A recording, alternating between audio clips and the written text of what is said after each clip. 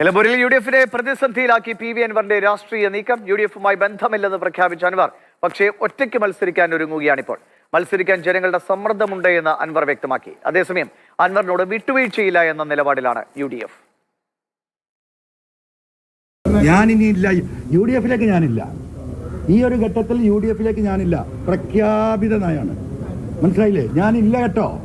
ഇനി എന്നെ ദയവായിട്ട് ഒരു നേതാക്കന്മാരും വിളിക്കരുത്. ഇങ്ങനെ രാവിലെ യു ഡി എഫിലേക്ക് ഇല്ലെന്നും നിലമ്പൂരിൽ മത്സരിക്കാനില്ലെന്നും പറഞ്ഞ അൻവർ വൈകിട്ടാവുമ്പോഴേക്ക് നിലപാട് മാറ്റുന്നതായാണ് കണ്ടത്. ആളുകൾ പറയുന്ന പൈസ ഞങ്ങൾ തരാം, ഈ വാർഡ് ഞങ്ങൾ നോക്കിക്കോളാം, അൻവറാക്ക് ഞങ്ങൾ നോമിനേഷൻ കൊടുത്ത് വീട്ടിലിരുന്നാൽ മതി എന്ന് പറയുന്ന പലരും വിളിച്ചിട്ട് പൈസ ഇല്ലാത്തതിന്റെ പേരിൽ നിങ്ങൾ മത്സരിക്കാതിരിക്കേണ്ടത്.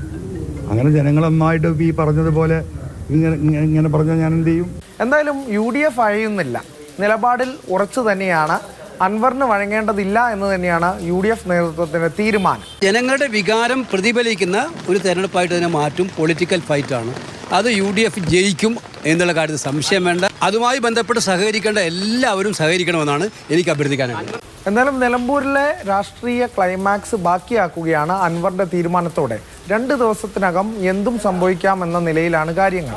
അൻവർ മത്സരിക്കാനുള്ള സാധ്യത അവിടെ ബാക്കിയാണ്. ഒരു അന്തിമ ചിത്രം എന്തായാലും നാമനിർദ്ദേശ പത്രിക നൽകുന്ന ആ ദിനം വരെ ബാക്കിയാണ് എന്നുള്ളത് തന്നെയാണ് സൂചന. പ്രജോഷ് കുമാറിനൊപ്പം അരുൺ അമൃതനാഥ്, മാതൃഭൂമി ന്യൂസ്, നിലമ്പൂർ.